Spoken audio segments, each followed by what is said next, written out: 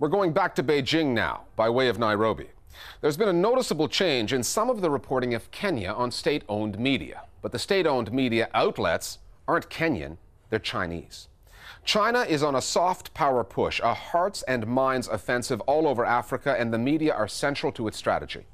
Between China's state-run broadcaster CCTV and its official news agency XINHUA, African governments are enjoying the kind of positive news coverage they have come to expect from media outlets they themselves control.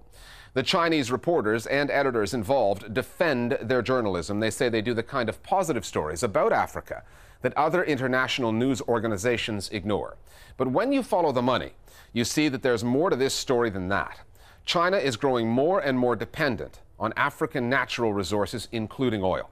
And it's relying on its own media to try to secure its trade deals with the continent. The Listening Post's Nick Muirhead now on the growth in Sino-African media relations. Nairobi, the capital of Kenya, is the media hub of East Africa. Even with that considered, China Central Television, or CCTV, has a bigger operation here than you'd expect.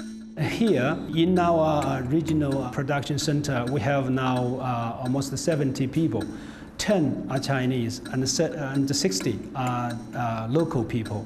So we employ local people to tell their local stories, to tell the African stories. They've employed local producers, camera operators, sound technicians, local staff, which they have poached from existing Kenyan media houses. They are changing the way the competition, they're changing the way the stories are being told, and they're becoming a stronger force in Kenya. Here's how they're doing that. Starting on television. CCTV News. Africa Live is CCTV's daily hour-long broadcast that reports the continent's leading news stories. We'll tell you about the real Africa. Then there are 2 weekly programs. Suction's thrown a spanner in the works. Talk Africa, a discussion show that analyzes African current affairs, and Faces of Africa, a documentary series on famous African leaders. The majority of this output has a positive spin on it, but it's not just on television screens that China is trying to tilt the coverage. Open a Kenyan newspaper and you'll find a range of news stories that often don't find their way into international coverage, like prospering bilateral relations, successfully distributing electricity, or a positive mortgage scheme. But check the byline. And the source isn't Reuters or the Associated Press, but China's official news agency, XINHUA. One of the biggest recipients of those stories is the Nation Media Group, Kenya's largest private media company. About 2 years ago, XINHUA approached the Nation Media Group and asked that they be providing us with content. This is content that is provided for free, but then again, we are not obligated to use it. We are supposed to use the stories on the basis of merit, but the Chinese are very aggressively lobbying for use of the material. One thing the Chinese journalists are trying to support is a different idea of journalism. It's an idea of positive reporting, of positive journalism, which can take different shapes.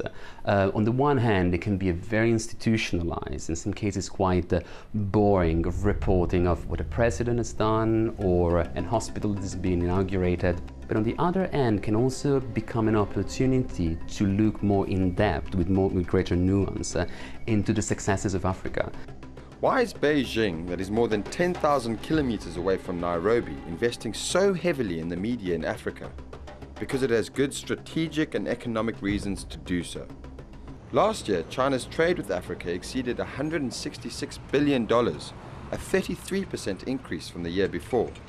It's also hungry for energy and gets around 1.5 million barrels of oil from Africa a day. China is eager to cement that relationship, and it's using its state media apparatus to do so. China feels it's necessary to secure a reliable energy source in Africa and to protect its current investments. But on the other hand, China wants to enhance its media influence to counteract the widespread view on China as a threat prevalent in many countries in recent years. We can see China developing capabilities, but we don't know what China's strategic intent is. More rising tension is looming farther east with China. It's all about mutual benefit, mutual interest. China has increased its presence at all levels. Infrastructure, investment, trade, and media sort of are coming naturally as the next addition to this kind of relationship. Hello and welcome to Africa Live on CCTV News. And this has dramatically transformed the rhetoric and the strategy of China in Africa. China over the centuries has given much to the world. Journalism has not been one of those things. But Africans who have long complained of how their continent is portrayed in the international media may welcome the way that China is telling their story. In the past, the media, especially the Western media, I think has a very negative coverage of Africa. Hungry Somalis rush a food distribution point in the capital. Poverty, the lack of roads and conflict. The powerless plead for peace. As starving Somalis streamed across the border with Kenya. Everywhere you see on the screen is the disease, is the war, is the poverty. So we come here to change that. We want to have a balanced report of Africa. That is our editorial policy. As far as we have been involved with CCTV and the collaborations we have had with them, they're very much focused on telling a positive story about the continent. They're focusing on African leaders, African heroes, African entrepreneurs, positive stories about business and sport. So they're looking to tell very different stories about Africa that a lot of other international media houses are not doing at the moment. The real beneficiaries of Chinese journalism may end up being African political leaders, many of whom have poor democratic credentials and would welcome the kind of uncritical coverage CCTV and XINHUA have to offer.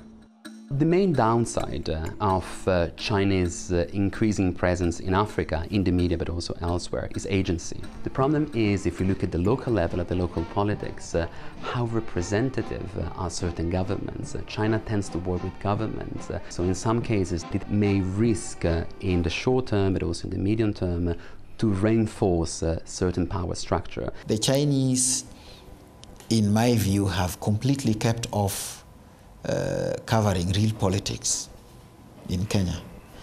I guess because this is a government-owned agency, and their diplomatic standpoint is that you go into an African country, you do business, you keep off the politics. You can see that approach in the journalism China has brought to Africa. Ultimately, though, this is a story about resources. Africa has the oil, the minerals, the natural resources China needs. China has the huge media resources, and it's using them in Africa to get what it wants.